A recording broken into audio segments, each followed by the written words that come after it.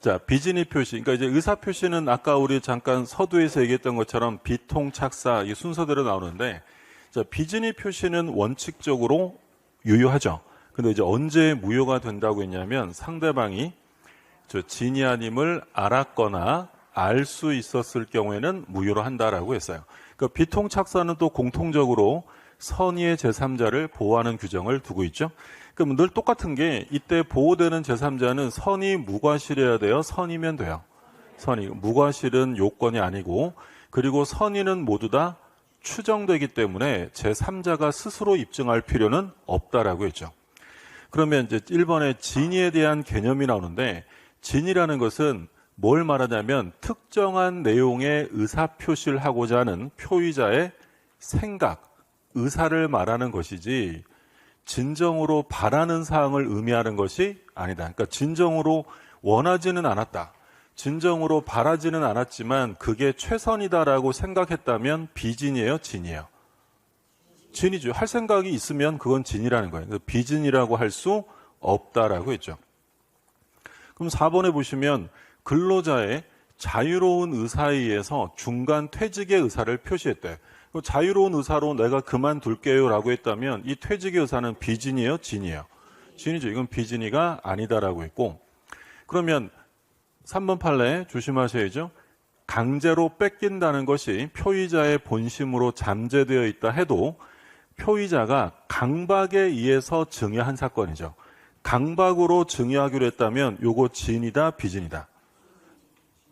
진이죠. 그렇죠? 내가 원하지는 않았지만 이걸 증여한다는 내심상의 효과의사는 인정된다라고 했죠. 그래서 증여의 내심의 효과의사가 결여된 것은 아니다. 따라서 이건 비진이가 아니라 진이다라고 했고요. 그러면 5번도 마찬가지예요. 회사의 경영 방침에 따라 사직원을 제출하고 회사가 이를 받아들여 퇴직 처리했다가 즉시 재입사하는 형식을 취하기로 한 거야. 그러니까 사장님이 직원들한테 사직서를 일괄 사직서 제출을 요구합니다. 그러니까 직원들이 사장님 왜 그래? 그랬더니 뭐라는 거야? 걱정 마. 이거 퇴직금 변칙 처리하고 바로 재입사 형식으로 근무하는 거니까 걱정 말고 내라고 해서 사직서를 제출한 사건이죠. 비진이다, 진이다? 비진이. 실제로 그만둘 생각이 있었다는 거야, 없었다는 거야? 없었기 때문에 진이, 비진이 표시에 해당이 되고요. 회사가 시킨 거니까 회사는 그게 비진임을 알고 있었다고 보아야 하므로 이 퇴직의 효과는 발생할 수가 없다. 상대방이 알았거나 알 수 있었으면 무효다라는 거죠. 사립대 조교수 판례 많이 보신 거죠? 사립대 조교수가 사직원이 수리되지 않을 것이라고 믿고 사퇴 수습 방안으로 사직서를 낸 사건이에요. 진이다, 비진이다? 얘가 사직원이 수리되지 않을 것이라고 믿고 사직서를 낸 거예요? 그럼 사직서를 낼 때 사직의 의사가 있는 거예요? 없는 거예요? 없는 거죠. 다시, 이 사람이 사직서를 왜 냈대요? 그만두려고 낸 거예요? 사건 무마용으로 낸 거야? 이거 내가 내면 회사에서, 대학교에서 교수 왜 그래? 좀 있으면 조용해지니까 가지고 있어. 이렇게 반려해 줄 줄 알고 낸 거야. 그럼 그만둘 생각이 없죠. 생각이 없는데 의사표시한 거잖아요. 그럼 진이에요, 비진이에요? 비진인 거지, 비진이. 그래서 원칙은 유효지만 이 사회에서 알았거나 알 수 있었을 경우에는 어떻게 된다? 무효. 근데 그런 경우가 아니라면 효력을 발생할 수밖에 없다라는 거야. 그래서 실제로 그만둘 생각이 없었는데 사직서 내면 사장님이 월급 올려줄 줄 알고 사직서를 냈어요. 진이에요, 비진이에요? 중요한 말은 뭐예요? 지금 제가 한 것 중에 중요한 말은 월급을 올려받을 생각이지 회사를 그만둘 생각은 아니죠. 그럼 그만둘 생각 없이 낸 거잖아요. 그럼 그건 뭐예요? 비진인 거죠, 비진이. 그 얘기인 거고. 자, 그 다음에 이제 7번 조심하셔야죠. 위의 내용들은 뭐 크게 어려운 내용은 아니었고, 법률상 사실상 장애로 자기 명의로 대출받을 수 없는 자를 위해서 대출금 채무자로서 명의를 대여해 주었다는 거야. 그럼 명의를 빌려주었다는 건 채무 부담의 의사가 있다는 거야, 없다는 거야? 있다. 그럼 부담의 의사가 있으니까 비진이다, 진이다? 진인 거죠. 채무 부담의 의사가 없는 것이라 할 수 없다. 그럼 뭐야? 있다는 거지. 없는 것이라 할 수 없으니까. 그럼 있다 그러지 뭘, 그죠?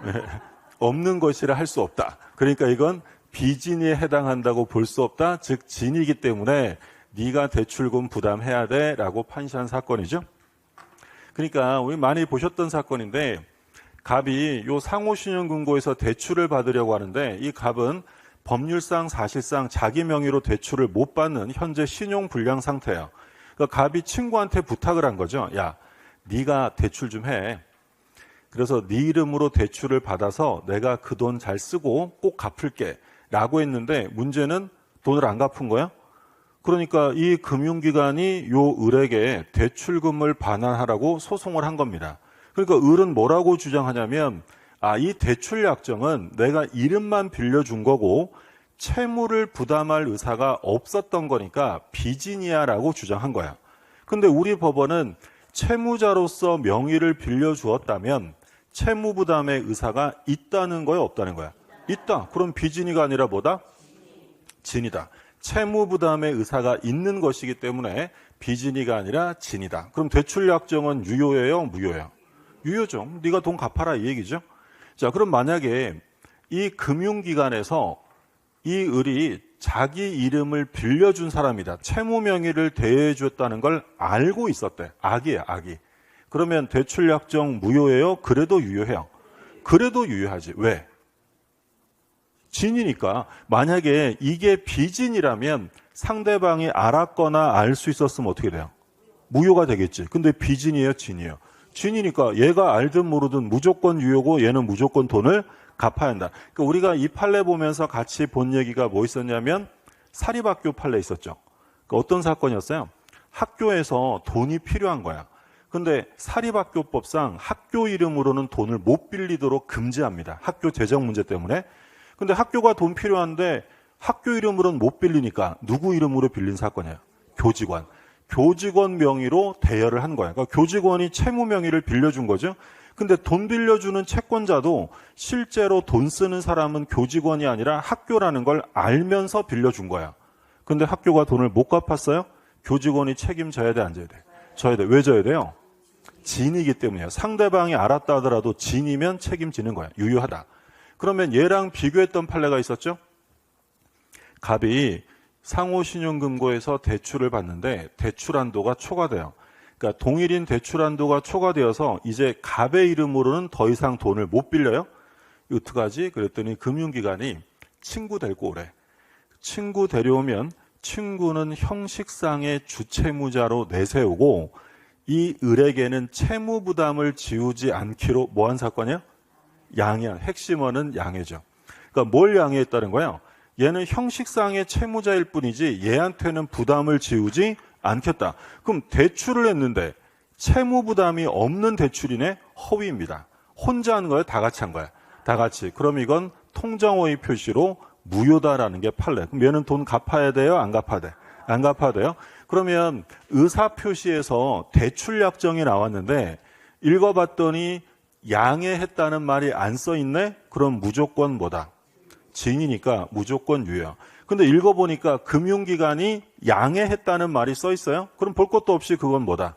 통정허위 표시로 무효가 된다라는 거죠. 그러니까 지금 다음 페이지 판례에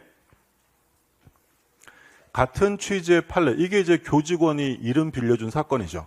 교직원의 명의를 빌려서 금원을 차용했다. 이건 그러면 진이에요? 비진이에요?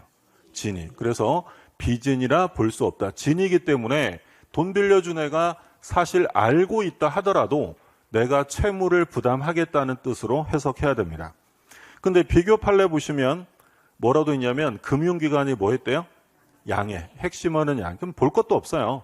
양해하에 채무자로서 책임을 지우지 않을 의도였다. 그럼 이건 통정허위 표시로 무효다. 비교해 두시고. 근데 의사표시에 관한 규정은 사법행위에만 적용되는 거고요. 공법행위에는 준용되지 않는다. 그러면 사직서를 낸 사람이 만약에 공무원이었어요. 그러면 이게 설령 비진이라 하더라도 무효예요? 무조건 유효한 거야. 무조건 유효. 표시된 대로 효력을 발생할 수밖에 없다. 그래서 공법행위와 소송행위는 표시하면 그걸로 끝입니다. 알았다고 무효가 되는 게 아니다. 자, 그 다음에 9번. 조심하셔야죠. 대리인이 자신이나 제3자를 위해 배임적 대리행위를 했대. 이런 배신적 대리행위 한 걸 뭐라고 불렀어요? 대리권 남용이죠. 그러니까 대리권 남용이라는 건 대리권이 있는 거였어요? 없는 거야? 있으니까 남용했겠지. 유권대리란 말이에요. 그러면 원래는 본인이 책임을 져야 되는데 언제나 지는 건 좀 가혹하니까 뭘 적용한다 그랬어요? 107조 비진이 유추 적용이죠. 그래서 상대방이 이자가 대리권을 남용하고 있다는 사실을 알았거나 알 수 있었다면 본인에게 책임을 물을 수 없다라는 거지. 그러니까 우리가 이런 얘기 많이 했었잖아요. 갑이 있고 을이 있는데 야 대리인 내 아파트 좀 팔아줘 라고 대리권을 줬어요. 그래서 을이 이걸 병한테 파는 거죠. 매매를 하고 병으로부터 대금을 받았대. 그러면 부동산 매매 대리권이 있는 자는 대금을 수령할 권한이 있다 없다? 있죠. 그러면 대금 받는 건 얘 권한 범위 내 일이지 무권 대리가 아닙니다. 근데 얘는 이 매매 계약할 때 이번엔 대금 받아서 내가 써야지 하고 들고 도망갔어요. 그럼 얘는 대리권은 있었으나 자기를 위한 배신적 행위를 한 거죠. 이걸 뭐라고 한다고요? 남용이에요, 남용. 그러면 원칙은 본인이 책임져야 돼, 안 져야 돼? 져야죠. 자기 대리인이 사고 친 거니까 책임져야 되는데 언제나 지라고 하면 좀 가혹하니까 107조이랑 비진이를 적용해서 상대방이 이자가 대리권을 남용하고 있다는 걸 알았거나 또는 알 수 있었다면 얘한테 책임을 물을 수 없게 하겠다라는 거야. 그래서 대리권 남용 나오면 비진이가 항상 연결돼야 한다라고 했던 거고요. 자, 그다음에 이제 통장호의 표시인데 비통착사에서 뭐 가장 시험에 출제가 많이 되는 건 통장호의 표시죠. 비통착사에서 보통 2문제 정도가 출제가 되는데 조금 나오면 한 문제가 나올 때도 있어요. 한 문제가 나오든 2문제가 나오든 통장호의 표시는 매년 나온다고 생각하시면 돼요. 자, 통장호의 표시는 대표적인 사례 문제로 출제가 되는데 A가 갑에게 3억 원을 빌려준 채권자예요. 근데 이제 갑이 돈을 안 갚으면 얘가 이 부동산을 강제 집행할 겁니다. 그러니까 갑이 돈 갚기는 싫은데 내 집을 강제 경매 당하는 건 더 싫어서 친구랑 짜고 재산을 빼돌립니다. 실제 매매가 아니라 허위였죠. 그러니까 갑은 을에게 실제로 소유권을 넘겨줄 의사가 있다 없다? 없죠. 근데 표시는 했네. 의사와 표시가 불일치하고요. 얘는 불일치를 알고 해요? 모르고요? 뻔히 알고 하죠. 그럼 비진이랑 통장호의 표시의 공통점은 여기까지야. 의사와 표시가 있고 의사와 표시가 불일치하고 불일치를 표의자가 알고 해요? 모르고요? 알고요. 그럼 비진이와 통정의 차이점은 하나죠. 비진이는 혼자 했던 거고 통정은 짜고 하는 거죠. 그럼 이때 단순히 알았다. 을이 갑의 의사가 아님을 알았다는 것만으로 통정호의 표시가 돼요? 짜고 해야 돼? 짜고 해야 돼요. 그렇죠? 합의 양해가 있어야 한다. 그러면 이건 108조에 따라 무효가 되는데 일단 주의하실 점은 이 가장매매가 무효가 되는 건 사회질서 위반은 아닙니다. 반사회적은 아니니까 불법 원인급여는 적용되지 않아요. 그럼 소유자는 을이라는 거예요? 갑이라는 거예요? 갑. 아까 우리가 본 것처럼 갑이 을에게 첩계약으로 부동산을 넘기면 반사회적이죠. 그럼 뭐가 적용돼? 불법 원인. 그럼 누가 소유자로 결정되는 거야? 을인데 반사회적이 아닌 일반 무효의 경우에는 당연히 소유권이 누구한테 있다? 갑. 그럼 갑은 등기 찾아와야죠. 어떻게 찾아온다 그랬어요? 소유권에 기한 등기 말소를 청구하거나 진정명의 회복을 원인으로 이전 등기를 청구한다. 얘네 둘은 똑같은 거라 그랬죠. 둘 다 소유권에 기한 방해, 배제 청구, 제거 청구에 해당이 됩니다. 자, 그러면 A가요. 야, 너희들의 가장매매는 나의 채권을 침해하는 것이야 라는 이유로 채권자 취소권 행사할 수 있다 없다? 있다. 채권자 취소권. 아까 어디서는 안 된다고 그랬어요? 이중매매에서는 안 되고 여기서는 가능합니다.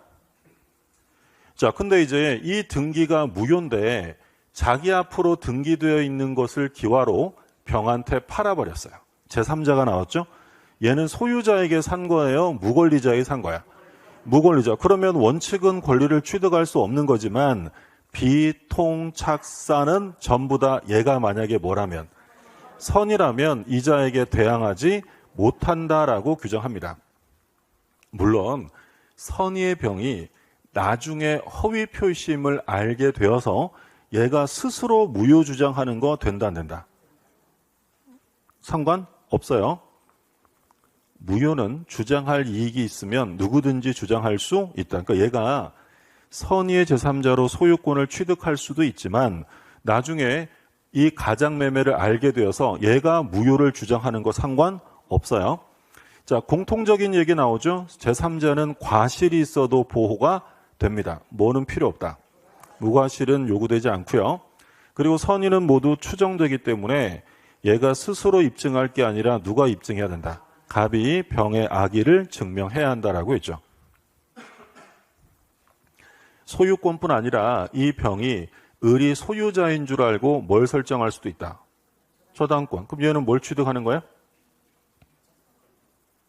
저당권 설정했으니까 저당권 취득하겠지. 그죠?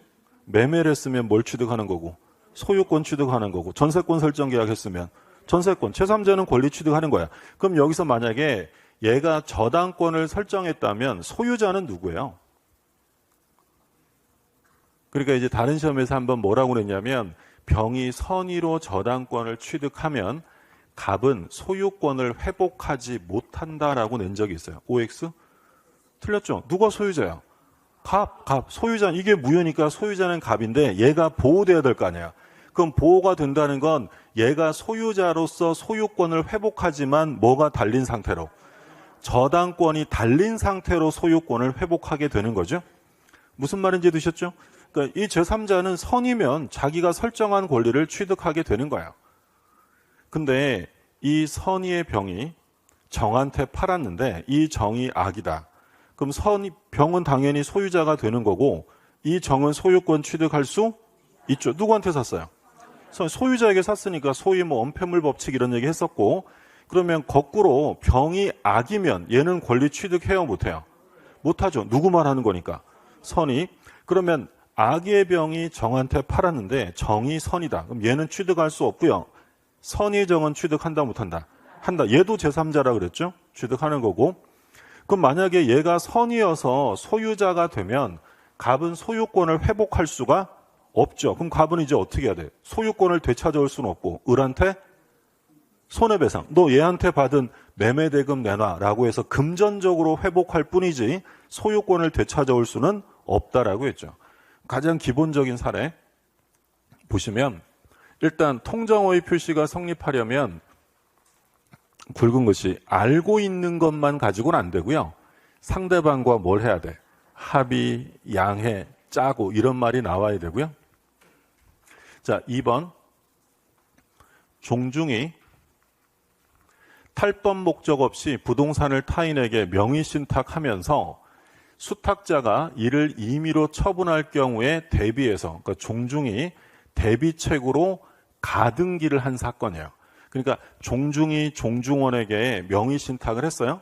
그럼 종중원이 제3자에게 팔면 제3자는 선악불문하고 소유권을 취득하게 되잖아요. 그럼 종중이 그 권리를 잃어버릴 걸 대비해서 처분 못하게 뭘 해뒀다고? 가등기. 이 가등기는 통정허위 표시로 무효다, 유효하다. 유효. 이건 통정허위 표시로 볼 수 없다라는 판례예요. 그럼 이 판례가 시험에 나오면 핵심어는 종중이 대비책으로 뭘 해두었다? 가등기에 둔 건 통정허위 표시로 무효라고 하지는 않는다. 3번은 당연한 거죠.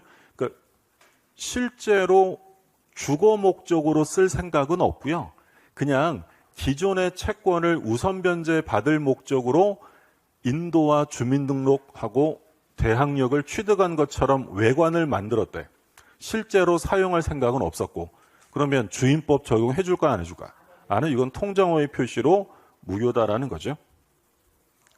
무슨 말인지 드셨죠? 그러니까 예를 들어 소액 임차인 최우선 변제가 있잖아요. 그럼 그거 받으려고 실제로 들어가 살 것도 아니면서 주택임대차 계약서를 썼다는 거야. 그럼 그건 뭐다?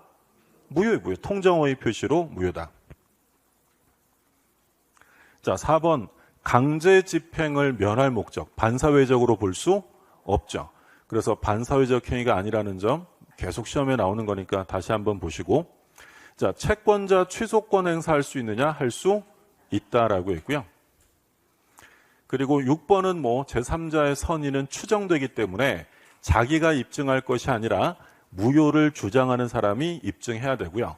그리고 보호되는 제3자는 선의이면 충분하고 무과실까지 갖출 필요는 없다. 그러니까 병이라는 애가 주의를 기울였더라면 통정어의 표시라는 걸 알 수도 있었을 텐데 몰랐다는 거야. 주의를 기울이지 않았기 때문에. 보호된다 안 된다? 보호되는 거야. 과실이 있어도 상관없어요. 자, 그리고 이제 제3자 관련해서 제일 중요한 판례. 얘는 너무너무 중요하죠. 파산관제인입니다. 파산관제는 제3자도 아니다. 제3자죠. 제3자. 근데 선의 악의를 따져야 될 거 아니에요. 파산관제인 관련해서 선악의 기준은 파산관제인 개인 기준이에요. 파산채권자 기준이에요. 채권자. 그래서 이때 총 파산채권자를 기준으로 해서 전부가 채권자 전부가 악의로 되지 않는 한 파산관제는 선의의 제3자라고 할 수밖에 없다. 그러니까 파산채권자가 여러 명 있는데 그중에 단 한 명이라도 선이면 보호가 된다라는 게 판례죠. 그러면 제3자에 해당되는 사람, 해당되지 않는 사람 나오는데 우리가 얘기했던 것처럼 통정어의 표시에서 제3자란 새롭게 이해관계를 맺은 자잖아요. 그러면 뒤에 뭐라고 써 있으면 다 제3자라고 했어요. 뭐뭐 한자, 뭐뭐 양수인, 받은 자 이런 사람 다 제3자입니다. 이렇게 써 있다는 건 무언가를 한 거잖아요. 근데 이런 말 없이 그냥 채권자, 채무자, 수익자, 대리인 이렇게만 써 있으면 제3자가 아닌 거예요. 근데 여기서 하나 조심하시라고 했던 건 뭐뭐 한자, 양수인이라 하더라도 제3자가 아닌 경우가 대표적인 게 있었죠. 뭐 있었어요? 여기 이제 보시면 여기 제3자에 해당하지 않는 사람, 그냥 채권자, 채무자, 대리인, 수익자, 기존의 권리자 이런 애들은 새로운 애들이 아니잖아요. 그럼 여기서 조심하실 점은 상속받은 사람, 얘는 포괄승계인이니까 제3자도 아니다. 아니라는 거예요. 자, 그리고 여기서 중요한 게 요거죠. 뭘 양수했대요?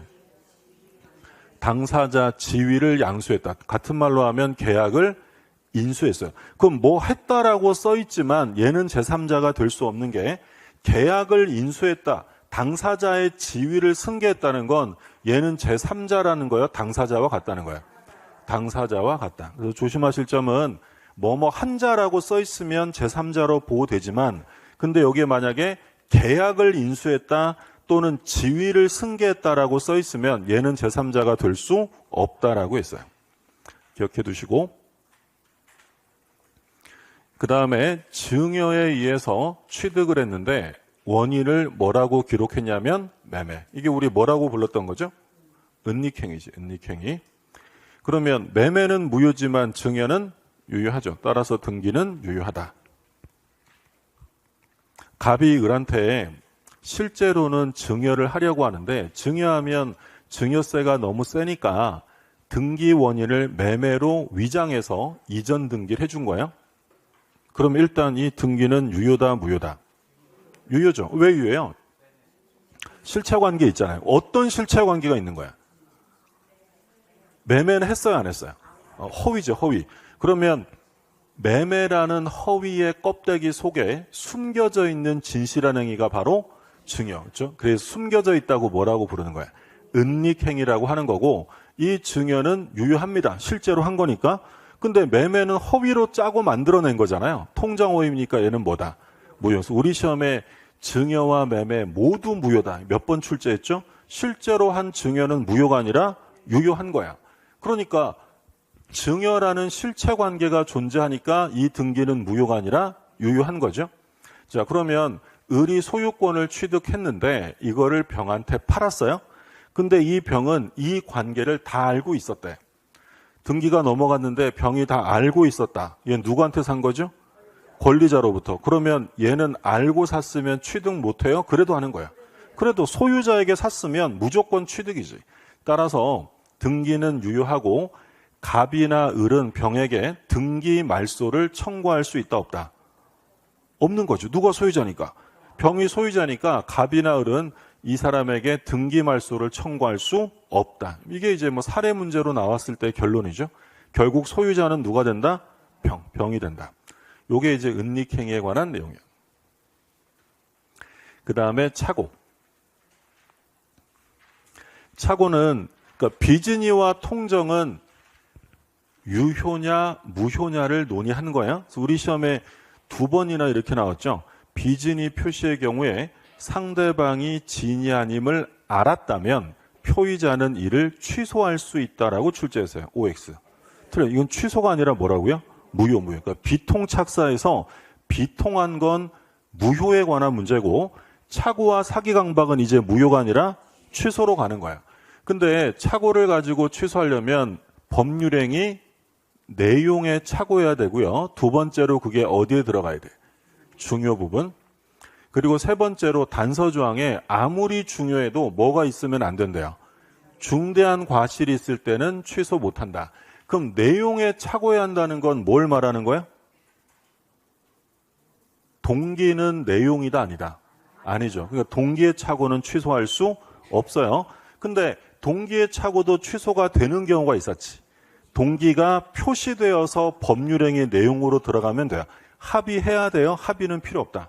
합의는 필요 없고, 그리고 2번째로는 중요 부분에 속해야 한다라고 했죠. 그래서 이제 우리 판례가 중요 부분 착오로 취소할 수 있는지 없는지 판시한 거를 꼭 기억하셔야 됩니다. 그러면 뒤에 나오겠지만 가장 대표적으로 중요 부분에 해당되는 사건 뭐 떠오르는 거 있으세요? 중요 부분으로 본 거?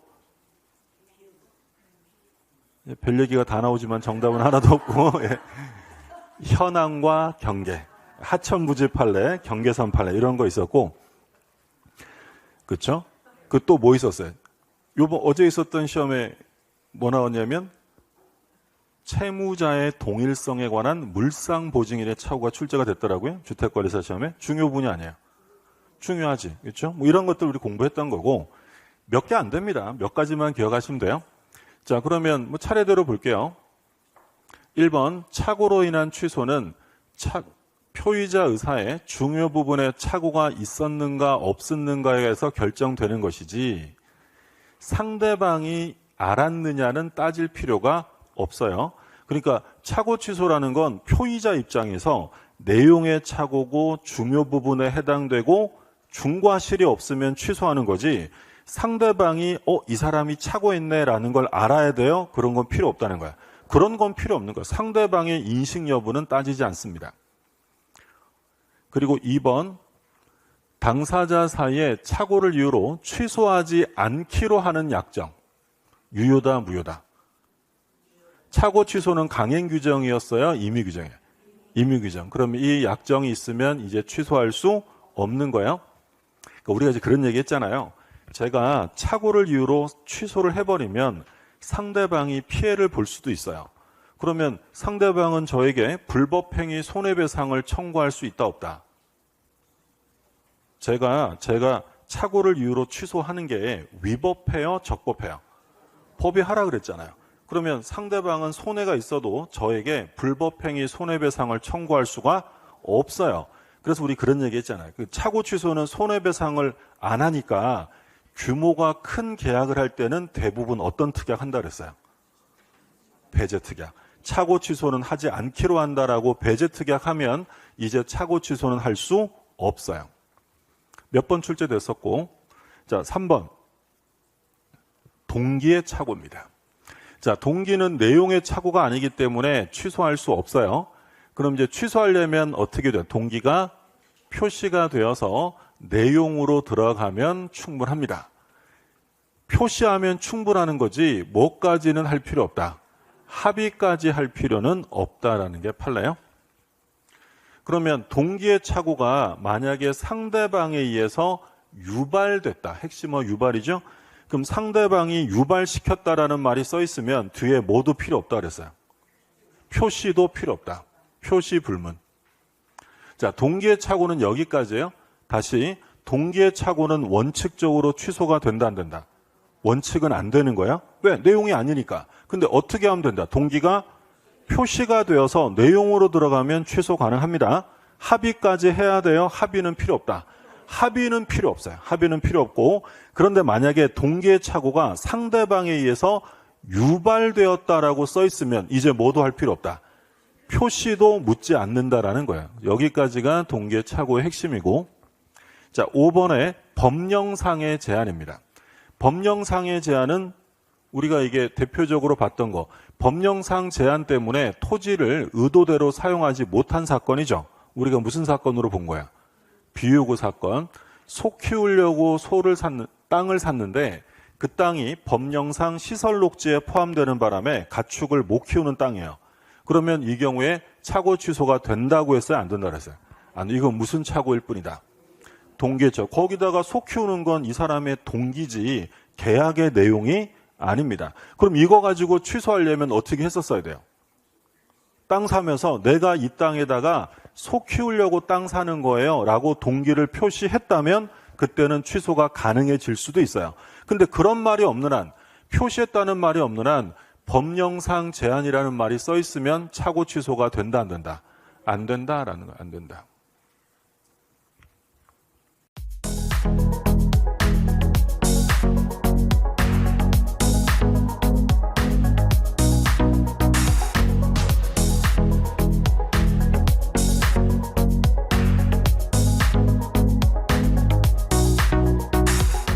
자, 그 다음에 6번.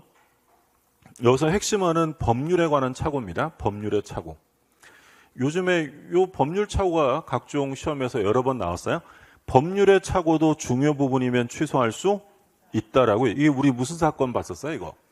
양도세 사건이죠. 양도세가 부과되지 않을 것이라고 믿고 했는데 나중에 봤더니 부가세가 나온 거죠. 기억나세요? 그러니까 이거 있었잖아요. 갑이라는 사람이 부동산을 소유하고 있었는데 을이 갑한테 부동산을 팔아달라고 자꾸 요청을 하는 거죠. 그러니까 갑이 내가 이거 뭐 팔 수도 있는데 지금 팔면 양도세가 너무 많이 나와서 못 팔아라고 했어요. 그랬더니 을이 그런 거면 걱정 마. 내가 세법을 잘 알고 있는데 내가 부동산 투자회사가 있는데 이 회사에 출자하는 방식으로 등기를 넘기면 세금이 안 나온대요. 그러니까 지금 이게 누구 회사냐면 을의 회사란 말이에요. 그럼 을의 회사에 출자하는 방식으로 등기를 넘긴다는 건 결국 누가 산다는 거야? 을이 사는 건데 이런 방식이면 세금이 안 나온다는 거야. 갑이 진짜야? 그랬더니 진짜지. 그래서 등기를 넘겼더니 바로 양도세가 나오죠. 그러면 갑의 입장에서는 이런 방식을 취한다 하더라도 동일하게 세금이 부과될 것이라는 걸 알았더라면 이걸 했을 리 없다는 거야. 그러면 이 착오도 취소할 수 있다. 그럼 이게 무슨 착오라고요? 법률의 착오야. 그럼 양도세라는 건 지금 나와요? 나중에 나와? 나중에. 그러면 이때 중요 부분이란 반드시 현재 사실만을 말하는 것이 아니라 장래 사실까지 포함이 된다라는 게 판례 입장이죠. 그 얘기고. 그 다음에 7번. 자, 장래 발생할 막연한 사정을 예측하거나 기대했어요. 근데 자기의 예측이나 기대와 어긋나는 사정이 발생했다. 그럼 이 경우엔 착오 취소가 된다, 안 된다? 이건 착오로 보지 않습니다. 여기서 핵심어는 뭐였어요? 예측, 기대, 예상 이런 말 나오면 착오 취소될 수 없다. 기대나 예상은 착오에 해당하지 않습니다. 그래서 우리 그런 얘기 했잖아요. 예를 들어 제가 이 가게를 인수하면 장사가 되게 잘 될 것 같아서 인수를 했는데 하고 봤더니 장사가 너무 안 돼. 그러면 인수계약 취소가 될까 안 될까? 안 된다고요. 내 기대나 예상이랑 달랐다고 해서 착오라고 하지는 않는다라고 했고요. 자, 그 다음에 답 1389평을 샀는데 농지인 줄 알고 샀는데 사고 봤더니 절반이 하천입니다. 하천. 이게 이제 성질의 착오인데 취소할 수 있느냐? 할 수 있다. 이게 바로 무슨 착오예요? 현황, 물리적인 상태, 현재 상황에 관한 착오고. 자, 9번은 뭐 나왔어요? 경계. 경계라는 말 써 있으면 읽어볼 필요 없는 거예요. 경계 현황 나오면 볼 것도 없이 무조건 뭐 할 수 있다? 취소할 수 있다. 중요 부분 착오로 취소할 수 있다. 그러니까 가장 대표적인 게 현황과 경계선의 착오예요. 경계 착오. 그 다음에 10번에 보면 갑이 채무자란이 백지로 된 근저당 설정 계약서를 제시받고 채무자가 을인 것으로 알고 근저당 설정자로 서명 날인했는데 나중에 채무자가 딴 사람이에요. 그럼 얘가 보증을 서줬는데 뭘 착오한 거야? 채무자를. 그래서 채무자의 동일성에 관한 물상보증인 착오는 중요 부분 착오로 취소할 수 있다. 그러니까 채무자란이 백지란으로 되어 있는 물상보증 계약을 한 거야. 근데 얘가 그 백지란에 당연히 채무자는 내 친구로 들어올 거야 라고 생각을 했는데 나중에 봤더니 딴 사람이 채무자인 거죠. 그러면 채무자가 누군지를 착오했다면 보증 아무나 서주는 거 아니잖아요. 이건 착오 취소할 수 있다라는 거죠. 중요하고. 자, 그러면 중요 부분에 착오로 볼 수 없는 대표적인 게 지분의 근소한 부족, 시가나 면적, 지적, 이런 착오는 특별한 말이 나오지 않는 한 중요 부분 착오다, 중요 부분이 아니다. 중요 부분으로 볼 수 없죠. 시가에 관한 착오. 이게 둘이 제일 대표적이죠. 그리고 13번 중요하고, 착오를 이유로 취소하려면 반드시 경제적 불이익이 있어야 돼요. 경제적 불이익을 입은 게 아니라면 착오 취소할 수 없다. 그 대표적인 사건이 뭐였어요? 가압류가 무효인 사건, 무효인 가압류 사건이죠. 그러니까 보시면 가압류가 없다고 믿고 보증을 했는데, 보증을 서줬는데 보증받은 회사 부동산에 뭐가 있었다는 거야? 가압류가. 근데 그 가압류가 어떤 가압류래요? 무효래. 그러면 실제로 가압류가 있는 거예요? 없는 거랑 같다? 없는 거랑 같기 때문에 보증 서준 회사에게 경제적 불이익이 생긴 게 아니다라는 거야. 그래서 경제적 불이익이 없으면 중요 부분 착오가 아니다. 중요한 판례. 자, 그러면 입증은 누가 할 거냐? 착오에 관한 다툼이 생기면 취소할 사람이 착오가 있었음을 입증해야 돼요. 취소를 막으려는 사람이 착오가 없었음을 입증해야 돼. 취소하려는 사람. 아까 얘기했죠. 계약이 성립됐을 때 무효나 취소에 관한 다툼이 생기면 무효나 취소를 주장하는 사람. 좀 이따가 사기 나올 거냐, 바로 뒤에. 사기 강박이 문제가 되면 누가 입증해야 돼? 사기 당했다고 주장하는 사람이 입증해야 돼요? 사기 안 쳤다고 입증해야 돼? 당했다. 취소할 사람이 내가 사기 강박이 있었다는 사실을 입증해내야 돼요. 다 똑같습니다. 그러니까 취소하려는 자가, 표의자가 나는 착오였고 이 착오가 의사결정에 중대한 영향이 미쳤다는 걸 입증해야 돼. 그럼 표의자가 착오가 있었음을 입증하면 이제 취소할 수 있게 됐죠. 그럼 이제 상대방은 그걸 막으려면 뭘 입증하라 그랬어요? 너 중과실 있잖아 라고 입증해야죠. 그래서 표의자의 중과실 유무에 관한 입증은 착오자가 아니라 의사표시를 취소하게 하지 않으려는, 다른 말로 하면 법률행위를 유지하려는 상대방이 입증해야 한다. 그러니까 입증 책임은 지금 두 가지 나온 거야. 취소할 사람은 나 착오였어 라는 걸 입증해야 돼요. 그러면 상대방은 그걸 막으려면 당신 중과실이 있어 라고 입증해야 되죠. 그러면 중과실이 인정되는 판례는 대표적으로 세 가지 있어. 세 가지. 중과실이 인정되는 판례죠.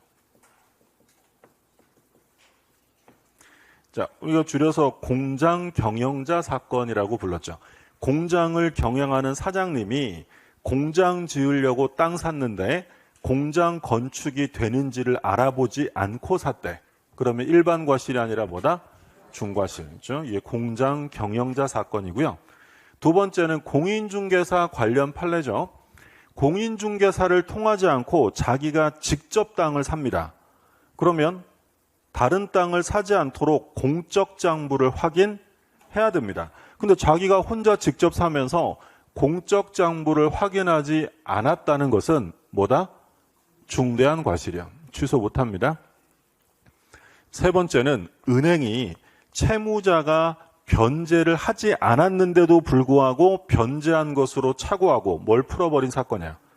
담보 설정 해지한 사건이죠. 중과실이다. 딱 세 개. 딱 세 개. 중과실이 인정되는 건 공장 경영자 사건, 공인중개사 관련 판례, 담보 설정 해지 판례. 요 세 가지 빼고 나머지는 물어보면 중과실이 있다 없다? 없어요. 있는 건 딱 세 가지만 기억하시면 되고요. 최근 들어 시험에 제일 많이 나오는 판례가 19번이죠. 원래 중과실이 있으면 취소 못 하잖아요. 근데 중과실이 있어도 취소가 되는 경우가 있죠. 상대방이 뭐 하면? 이용. 상대방이 표의자의 중과실을 이용했다라고 써 있으면 이때는 취소 가능합니다.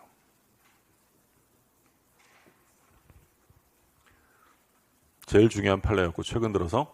자, 그리고 여기 이제 조심하실 점, 소취하는 소송행위니까 착오 취소가 인정이 안 되는데 소취와 합의는 취소할 수 있다. 최근 판례 조심하시라고 했죠. 소취와 합의는 소송행위예요. 개인끼리 합의한 거야. 개인끼리. 그러니까 소취하는 여기까지만 하면 이건 소송행위잖아요. 취소가 된다 안 된다. 착오나 사기를 이유로 취소할 수 없다. 우리가 그런 얘기 했었어요. 예를 들어 어떤 변호사가 소송을 진행하고 있었는데 이 사건이 좀 정치적으로 비화가 되니까 이 사건에서 손을 떼고 싶은 거야. 그럼 이제 법원에다가 뭘 해야 되냐면 변호사로서 이 사건을 맡지 않겠다라는 사임 신고서를 제출해야 돼요. 그래서 자기 사무원한테 법원에 가서 사임 신고서 좀 내고 오세요. 그랬더니 사무원이 가가지고 내라는 사임 신고서는 안 내고 소송을 취하하고 옵니다. 난리가 난 거죠. 소송 취하하면 소송은 끝나버린 거야. 그러니까 이 변호사가 법원에다가 그 소취하는 착오니까 취소하겠다라고 주장합니다. 취소가 된다 안 된다? 안 돼요. 소송 끝난 겁니다. 소송행위는 표시하면 그걸로 끝이에요. 근데 소취와 합의라는 건 소송행위가 아니요. 개인들끼리 소송 취하기로 합의한 거잖아요. 그럼 이건 중요 부분 착오가 있으면 취소할 수 있다라고 했죠. 아직 출제는 안 됐는데 최근 판례로 출제 가능성이 있는 거니까 조심하시고요. 자, 그럼 착오 취소와 관련해서 다른 제도와의 관계인데, 자, 1번에 보시면 착오를 이유로 취소했어요. 위법해요? 적법해요? 적법하죠. 그러니까 어떤 말이 나오면 안 된다. 불법행위 손해배상이란 말이 나와서는 안 된다라는 거죠. 그러니까 예를 들어 갑이 을이랑 매매 계약을 했는데 갑이 중요 부분에 착오가 있었고요. 그리고 경과실이 있었대. 자, 그럼 경과실 있는 표의자 갑은 을과의 계약을 취소할 수 있다 없다? 취소할 수 있죠. 뭐만 아니면 된다고요? 중과실만. 그러면 이 을은 피해가 생겼다면 야, 너 잘못이 있으니까 너 손해배상해 라고 불법행위 손해배상을 청구할 수 있다 없다? 없다고요. 지금 이 중요 부분에 착오가 있는 사람이 취소하는 건 위법한 행위가 아니라 적법한 거예요. 그러니까 손해가 있어도 어쩔 수 없는 거지. 불법행위 책임은 나올 수 없어요. 자, 그 다음에 똑같은 얘기 나오죠. 사기나 착오를 이유로 뭘 했어요? 소취와 소송행위를 했다면 그건 취소 못하는 거고요. 그리고 착오가 기망에 의해서 이루어졌다. 그러면 착오 취소와 사기 취소는 뭐 할 수 있다? 선택적으로 행사하면 돼요. 자, 그 다음에 이제 이 특히 중요한 게 4번, 5번 얘는 뭐 너무너무 중요하죠. 잠깐 좀 보면 착오와 사기, 착오와 해제. 여기 이제 선택한다는 거 지금 방금 나왔던 거고 시험에 집중적으로 거의 뭐 빠지지 않고 나오는 게 착오와 해제죠. 착오를 이유로 취소를 해제당한 이후에 할 수 있느냐. 해제된 법률행위를 취소할 수 있다 없다? 있다. 이건 매우 매우 중요한 거죠. 그러니까 갑이 을이랑 매매 계약을 했는데 매수인이 약정일에 중도금을 안 줘요. 채무불이행이죠. 그러면 갑은 적법한 절차를 거쳐 계약을 해제할 수 있지. 이행지체니까 즉시 해제해요? 최고해야 돼요? 최고하고 이행하라면 해제합니다. 그러면 해제당한 을은 이제 뭘 해줘야 되는 거예요? 손해배상 책임을 져야 되잖아요. 근데 요 을에게 중요 부분에 착오가 있었대. 그러면 먼저 해제당하면 착오 취소 못해요? 나중에라도 할 수 있는 거예요. 나중에라도 취소할 수 있게 해주겠다는 거야. 그럼 이걸 인정해주면 을은 이제 뭘 안 해도 돼요? 손해배상 책임을 면하게 되는 거예요. 그래서 이거는 착오 파트에서도 출제가 되기도 하고 해제 파트에 가서도 출제가 돼요. 이미 해제되어 버렸다면 더 이상 착오를 이유로 취소하지 못한다라고 써 있으면 틀리는 거였죠. 이런 실익이 있기 때문에 착오 취소 가능하고, 그 다음에 이건 뭐 최근 판례로 우리가 중요하고 본 거죠. 착오와 하자담보 책임의 경합의 문제예요. 우리가 김홍도 화백 그림 사건이었죠. 김홍도 화백 그림인 줄 알고 샀는데 봤더니 가짜입니다. 중요해 안 중요해? 중요 부분에 해당되고요.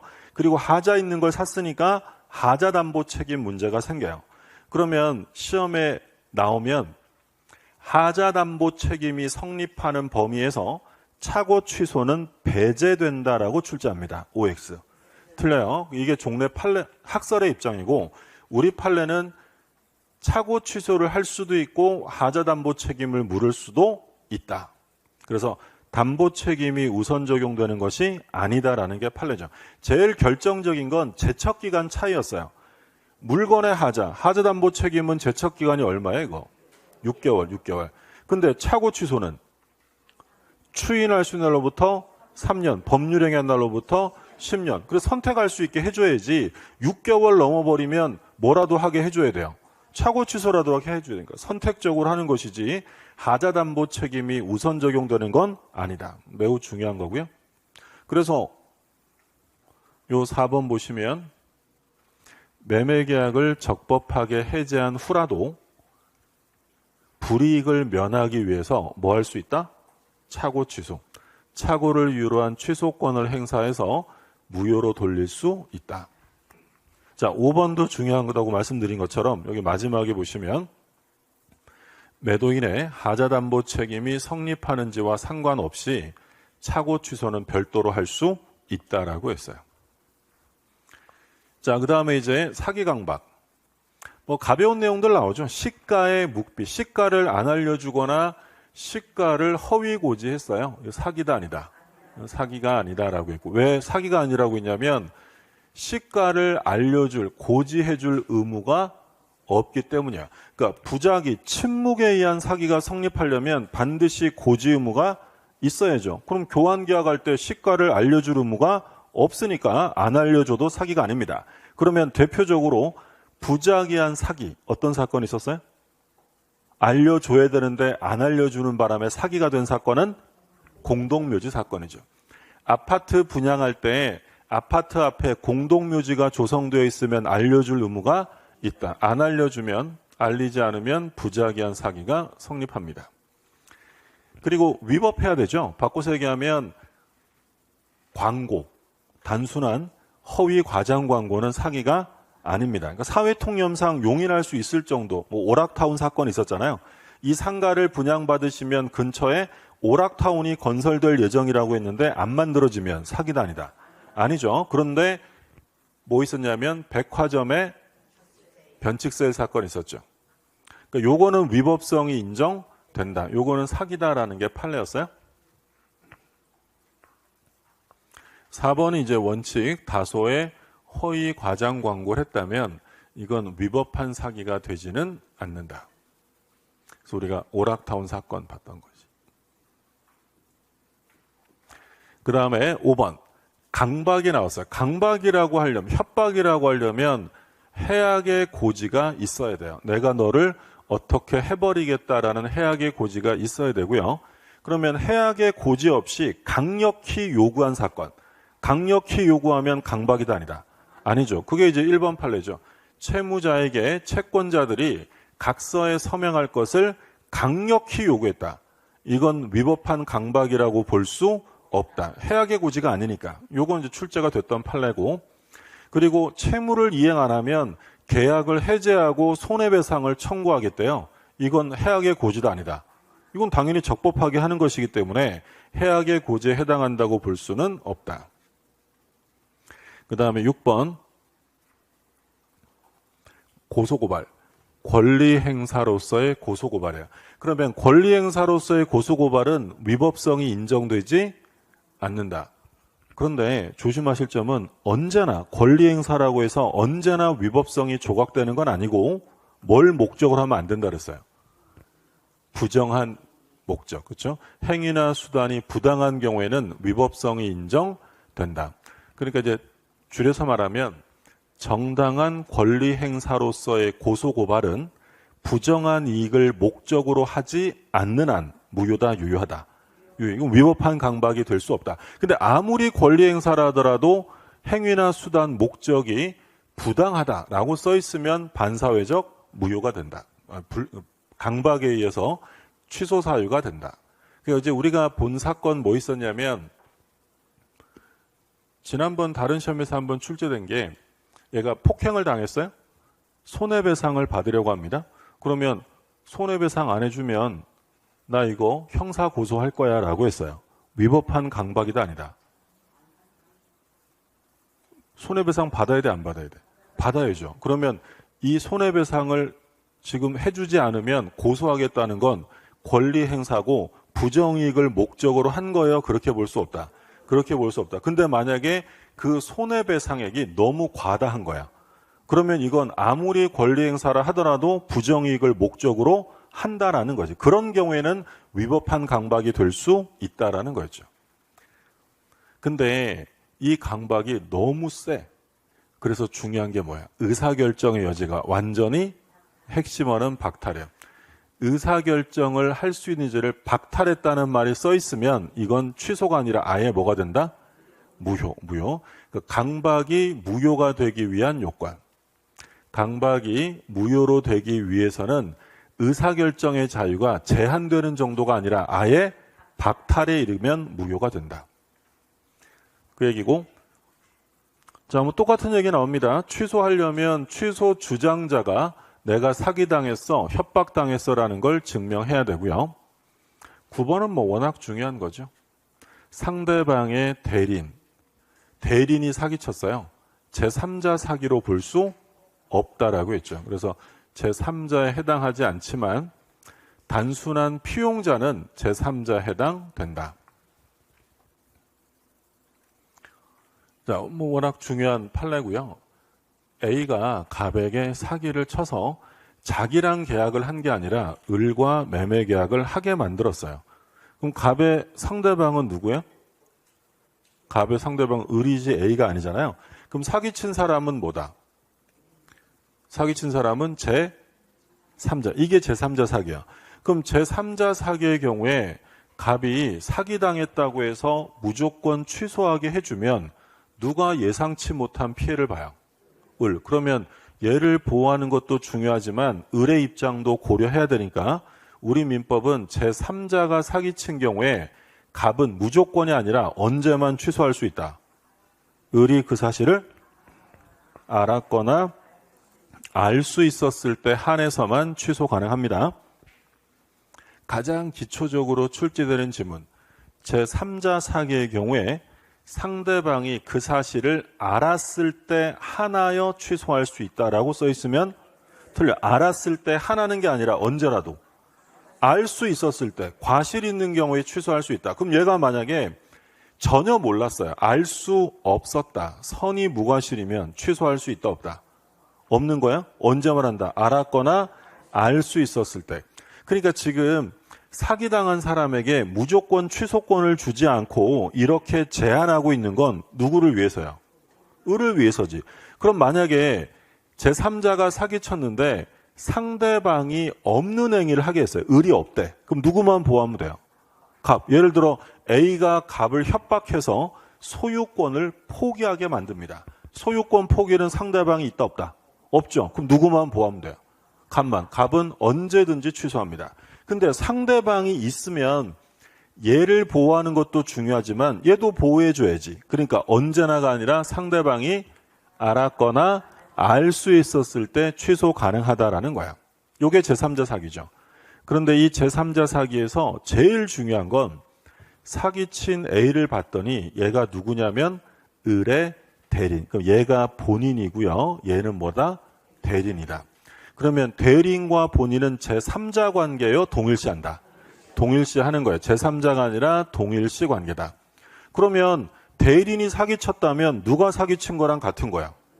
본인이 친 거랑 똑같은 거지. 그러면 이 경우에는 본인이 알았거나 알 수 있었을 때 한해서 취소다. 언제든지다. 언제든지. 매우 제일 중요한 거. 이건 대리 파트에서도 계속 나오고, 그럼 비교했던 건 A가 을의 대리인이 아니라 단순한 피용인이에요. 피용인. 고용주와 피용인의 관계예요.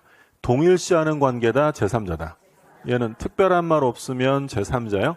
그러면 이 경우에는 언제든지 취소겠어요? 을이 알았거나 알 수 있었을 때 취소해요. 알았거나 알 수 있을 때. 그러니까 만약에 사례 문제에서 대리인의 기망 또는 대리인의 강박 이렇게 시작하면 뒤에는 무조건 뭐다? 취소할 수 있다라는 거예요. 그러면 이 사기친 A에게 갑이 불법행위 손해배상 책임을 물어야 되잖아요. 그럼 그 불법행위 손해배상 책임을 묻기 위해서 먼저 이 계약을 취소해야 돼요? 취소하지 않고도 할 수 있어요. 그렇죠? 이건 매우 중요하죠. 취소할 수도 있겠지만 취소하지 않고도 불법행위 손해배상 책임을 물을 수 있다. 그래서 만약에 지문에 불법행위 손해배상 책임을 묻기 위해서는 먼저 사기로 인한 계약을 취소해야 한다라고 써 있으면 틀려요. 취소하지 않고 할 수 있다. 물론 취소를 할 수도 있죠. 그럼 취소하면 불법행위 손해배상 책임 위에 어떤 문제가 하나 더 생긴다고 했냐면 부당이득 반환 책임. 그러면 취소를 했다면 불법행위 책임도 묻고 부당이득 책임도 물어요. 선택해야 돼. 그때는 선택적으로 행사하는 거야. 얘는 아직 시험에 나온 적 없고 계속 나왔던 건 이거죠. 취소하지 않고도 불법행위 책임을 물을 수 있다. 자, 그러면 을이 이제 제3자 병에게 팔았어요. 그럼 만약에 갑이 을에게 계약을 취소했더라도 얘가 만약에 선이었다면 갑은 병에게 소유권을 되찾아올 수 있다 없다? 없죠. 갑은 선의 3자에게 대항하지 못한다라고 했어요. 자, 그 얘기고, 그래서 제일 중요한 게 지금 이 얘기예요. 대리인의 기망이나 강박이 나오면 본인이 알았는지 여부와 상관없이 무조건 취소할 수 있다. 자, 뭐 제3자는 보호되고 꼭 취소 이전뿐 아니라 취소 이후에 등기가 남아있는 바람에 모르고 들어갔다. 이런 사람도 보호를 해준다. 꼭 취소 이전에 취득해야 돼요? 이후라도 상관없다는 거예요. 이후라도, 취소 이후라도 몰랐으면 보호하는 거고. 자, 11번.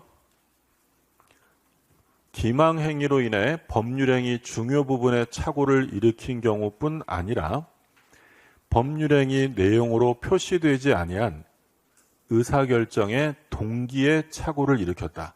사기를 당했는데 사기에 의해서 착오가 발생했는데 그게 어떤 착오라는 거야? 동기의 착오야. 그러면 사기 취소 못한다고 했어요? 할 수 있다 그랬어요. 할 수 있다. 취소할 수 있고, 여기서 이제 핵심은 이거죠. 착오 취소가 아니라 사기를 이유로 한 취소는 사기로 인한 착오가 중요 부분의 착오가 아니라 뭐라도 상관없다.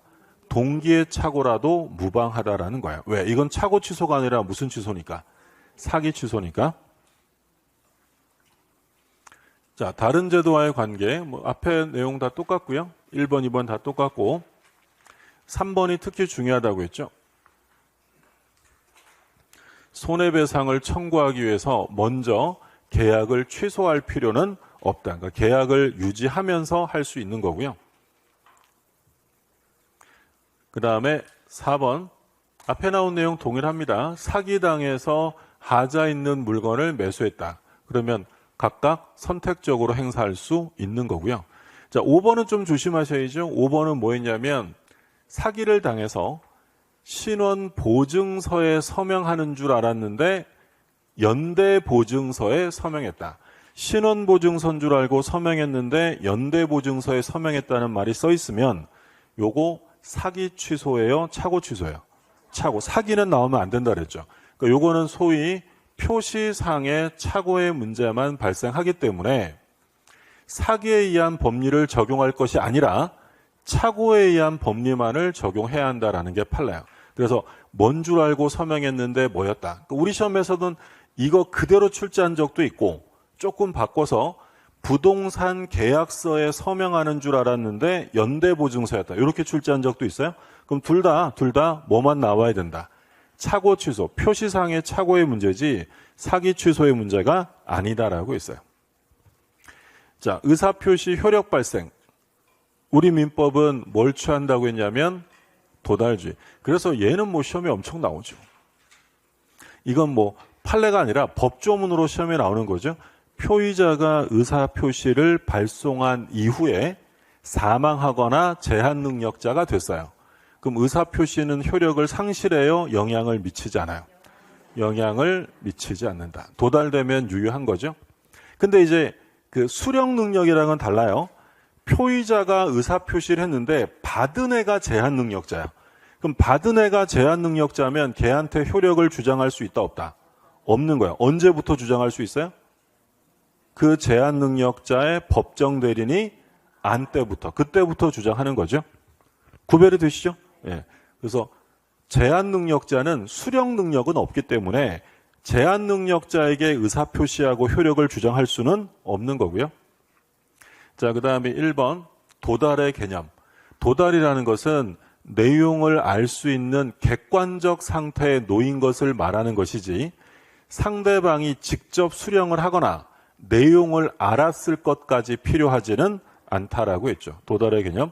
근데 우리 민법에 중요한 발신주의, 시험 범위에 딱 두 가지 나왔는데 뭐 있었어요? 무권대리인, 최고학답. 무권대리인에서 최고학답은 발신주의지 도달주의가 아니다. 그래서 법조문에 뭐라고 되어 있어요?